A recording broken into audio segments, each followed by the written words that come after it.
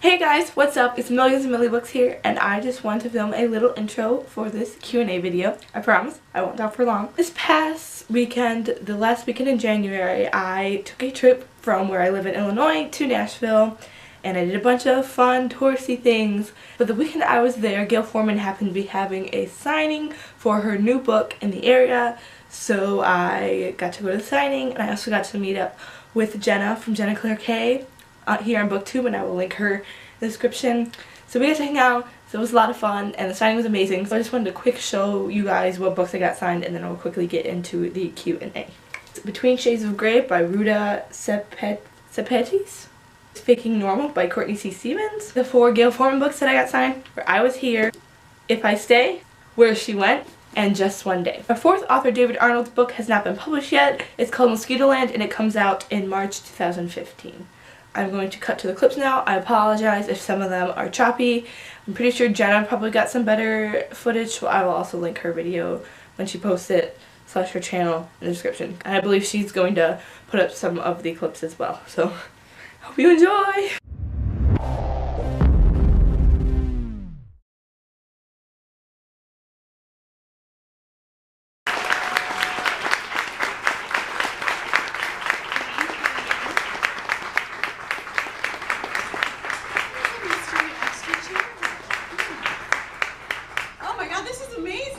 Nashville. Wow. So I just have to tell you how this event came to be, which was a couple of months ago now. Courtney and David and I met for the first time, and we just decided, I'm like, yeah, I want to go to Nashville, and I want to do something with you guys and with Ruta, and we planned the entire thing. We might have been a little bit tipsy. It was like a party before a book festival, and like Stephanie was right there, and then our people from the publisher were right there, and it was like, whoa, whoa, whoa, kids, you only have your learner's permit. Like, you're not allowed to drive the station wagon, but we drove the station wagon, and we're here. And we're here, so I'm so excited to be here with these amazing authors and also wonderful friends of this fantastic crowd and this wonderful book-loving city. So, what a wonderful place to celebrate I Was Here. I thought we would kick things off. Readings are usually really boring unless you're David Sedaris, but we're going to try and make it a little bit entertaining to do a dramatic reading with the 4 of us. So we're going to do a scene that is not, it takes place a little bit in, it's not terribly spoilery, a little bit spoilery, but if you've read anything about the book, it doesn't tell you anything. And we have not rehearsed. We have not rehearsed one little bit. So what is on the page is what we're saying. Right. And so I am going to play the role of narrator. Ruta is going to play the role of Ben McAllister. Courtney is going to play the role of Stoner Richard.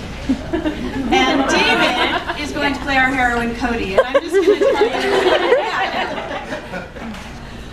where we are. So Cody has lost her best friend when the book opens to suicide, and she sort of becomes obsessed with finding out why it happened, because Meg doesn't seem like somebody who would have done this. She sort of had everything.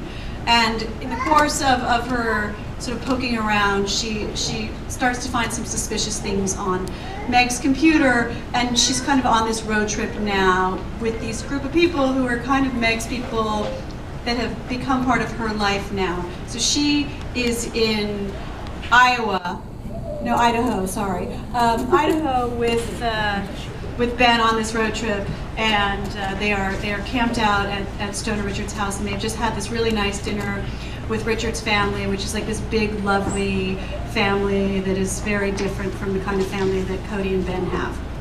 So I'm gonna start reading, and then we're gonna get going, and I'll just kick you guys if you do something wrong, and you'll share with me. Okay, ready? All right. Okay.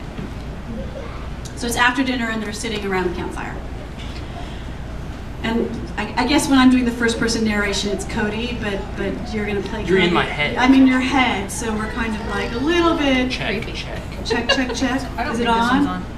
All right. Before we start getting creepy. Is there a button? Is there like an on-off switch? It's not on. We can just stand up. We can just stand up. We can just pass the Oh, we're getting another check. Check. And now you're on. All right, here we go. Ready? Check. Good. Check. No. No, it's not coming through. Check. Let's just stand. Yeah, let's project. Here we go. I'm hit with a sudden wave of aching nostalgia. I miss this. But how can I miss this when I never truly had it in the first place? It was secondhand through Meg, like pretty much everything else in my life. The firelight crackles. Richard finishes his beer and stashes the empty in the bushes. You want another? He asks. Ben shakes his head. Better not. We have a big drive tomorrow.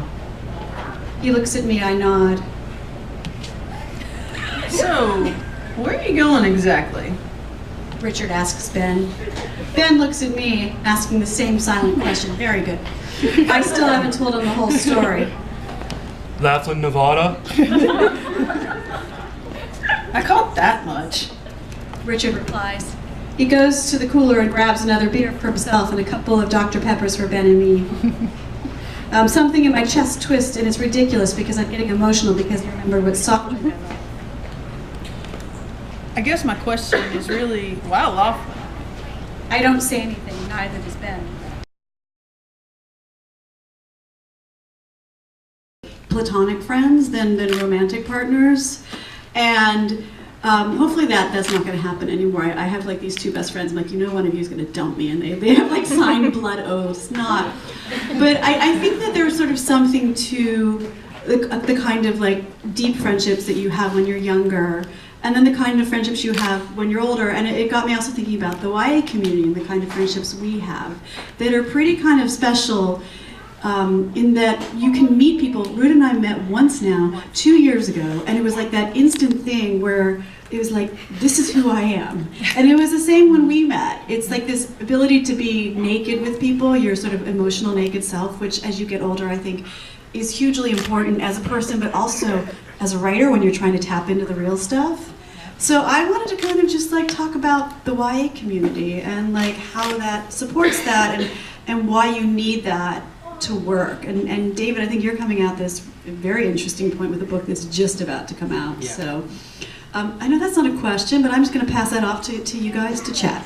Yeah. And also, just so you know, we are all very interconnected. Our we read each other's We're married. Yeah. Sorry, Michael, my husband is here, but we're married. But yeah, and to your point about friendships and being heartbroken, I think we can't control the families that we're born into, but sometimes the families we build can be just as strong or stronger than the families we're born into, and so we choose to build our families with our friends. And when that goes wrong, that hurts, you know? And the YA community, I write historical fiction that's crossover, so I have an opportunity to tour for adults and young adults. I would way rather be with the YA community. They are my family, and that is a family I have built. Nashville, we are strength in numbers. Look at us, this is amazing. I think for me, one of the things that I feel like adulthood is about a lot of times correcting the way you felt as a child. And I spent most of my childhood and young adult years feeling on the outside. Even though I had good friends, they were better friends with each other than they were with me. And that was always so painful. And maybe if I polled them today, they would feel the exact same way. You know, like, oh, I was on the outside. And so I think like coming into adulthood has really been amazing because you can say, I'm not on the outside anymore. Like, because you get to choose. You know, you don't have to kind of put up, I'm only around these 300 people or these 1,000 people in school. I get to choose. And I try and put both of those ideas, that vulnerability into my books, and then also that assurance, the gift of friendship and the question of it. So I'm a total newbie. This is my very first event, which is why I was bringing out the video with me behind it. I come from a music background. I lived in Nashville for 12 years. I did freelance film scoring, and I wrote music for various commercials and indie films and youth camp videos and all kinds of stuff. And I still have some very good friends from those days. So I'm not saying they're all a bunch of jokers, but for the most part, the industry as a whole was very shut you down. And if you're succeeding, that means I can't. it was very much a zero-sum game. You're stealing my spot in success. And since I've come into the YA community, it's everybody builds everybody else up. And it's just been so refreshing to be around successful people who you admire, who are rooting for you behind the stage, which is just a really awesome thing. So thank you guys for that. I don't think it's just building up. I think it's. I know.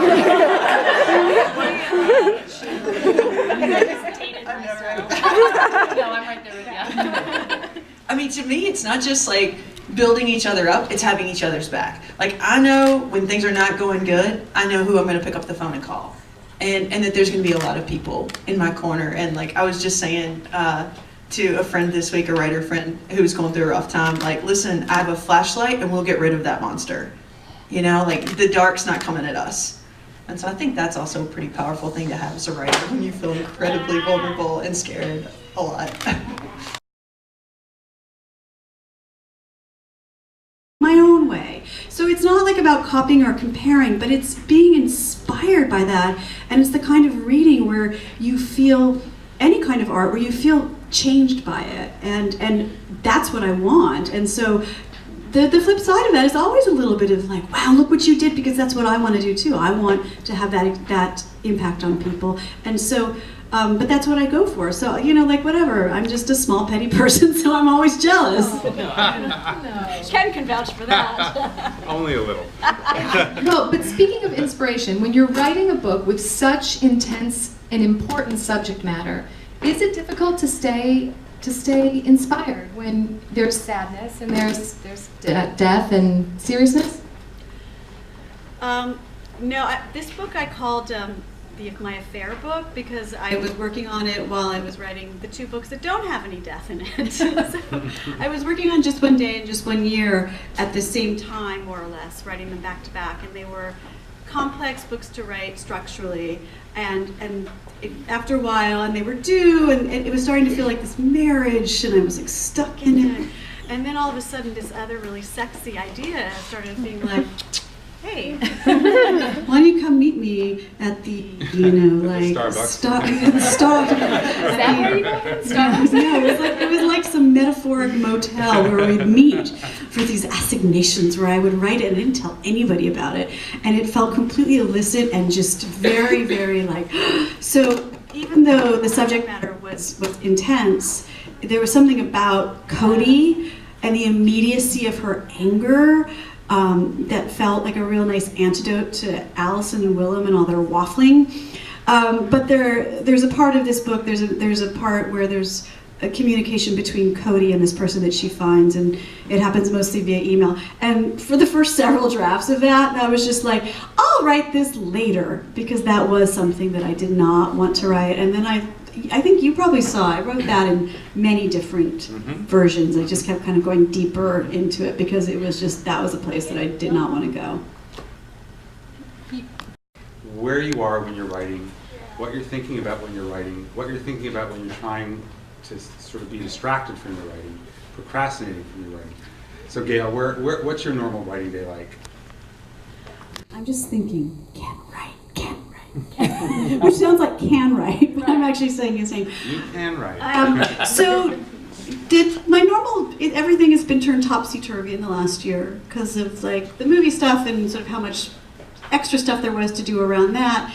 But when sort of that's not happening, you know, I get the kids off to school in the morning and I'm kind of off to the races, and it has its own momentum and its own pull, and I'll have those days where I kind of unpretzel myself from the computer around like 3 right before they get home, and I haven't eaten and I can't move my legs because I've been like because I'm wrapped in a cord.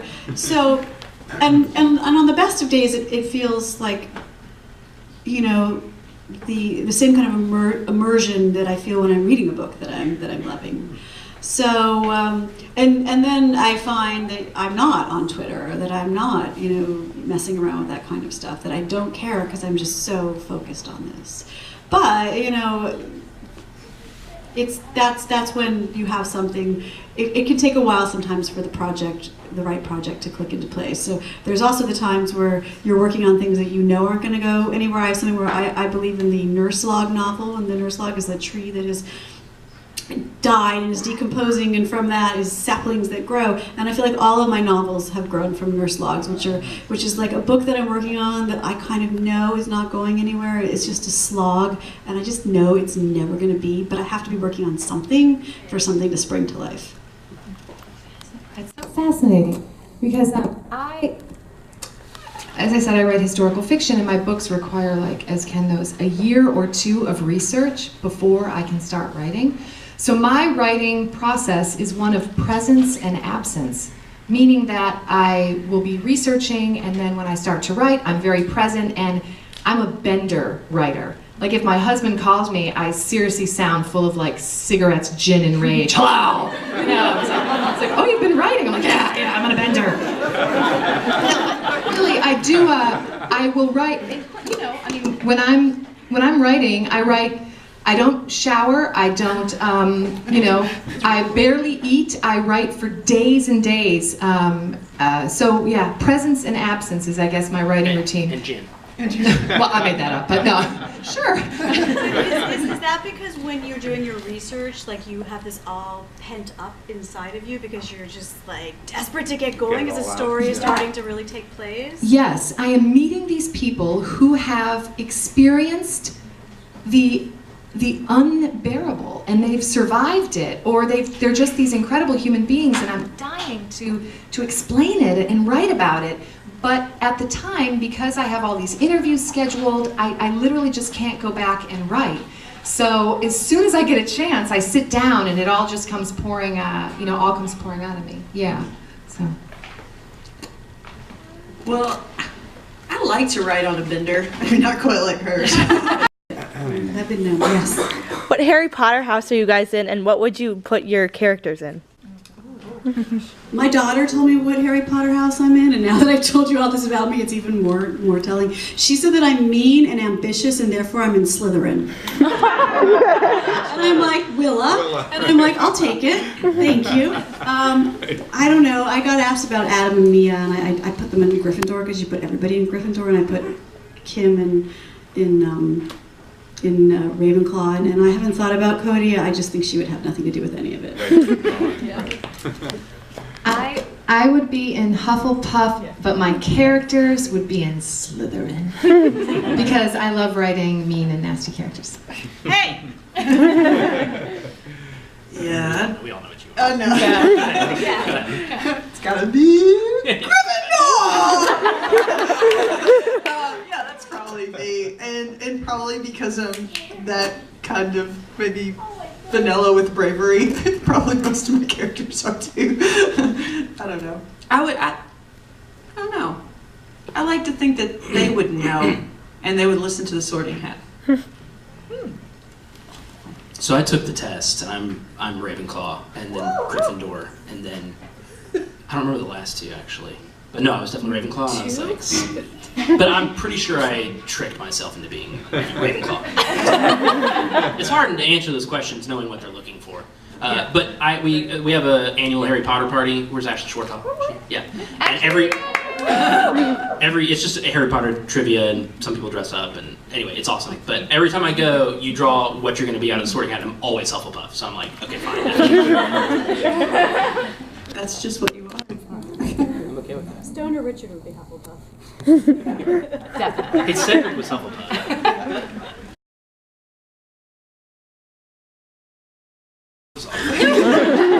I'm serious, actually. So my favorite author, like I'm like the poster child for let your kid read anything, because I came into writing like when I was really young. I loved like Beverly Cleary, and it's been so nice to kind of fall in love with her again as an adult.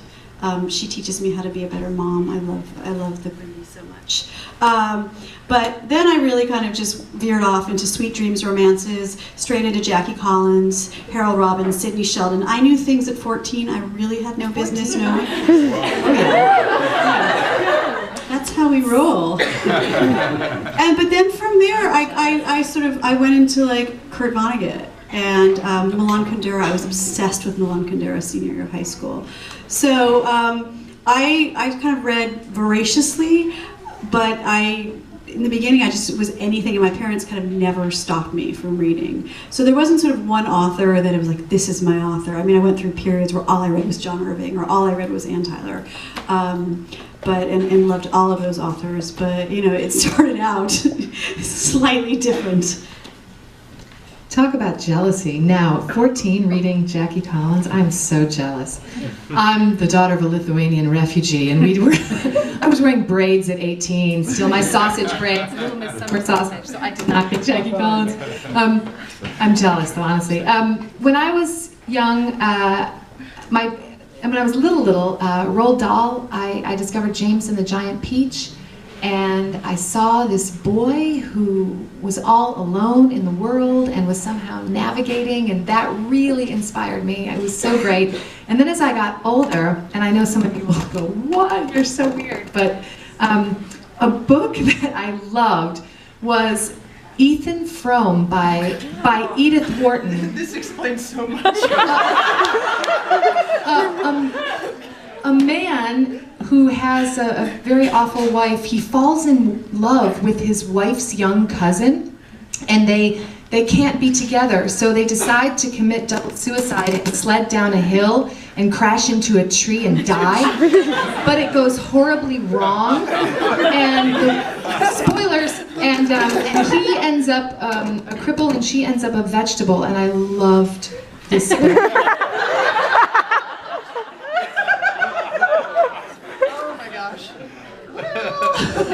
Yet again. I pretty much loved the Chronicles of Narnia, and I think it was just another world, and you got there through your bedroom, you know? It was so accessible, and I think I needed that magic as a kid, and I went straight from that to reading like adult mystery. Oh, I don't know. I mean, I also read Jurassic Park in that period of time, and Mary Higgins Clark. Like, I read every Mary Higgins Clark book there was, and some of that has seeped into my writing. Like, I have a mystery element usually in what I do, even though it's not technically mystery. Yeah, when I was 8, I discovered the Hardy Boys, and then that was it for me. And I read all of the original, whatever, 68 Hardy Boys. They then went on and made like hundreds of them, but the original ones, I read all of those over and over and over again. So wait, so if we could make a musical, movie, or play out of any book, what would it be and why? I'll go with mine. I've read I'm the Messenger 36 times. I think it's fantastic. I would love to see that performed. I don't care how. I just would like it to be out of my head and into my eyes. Yeah, I think a Lord of the Rings musical would be awesome.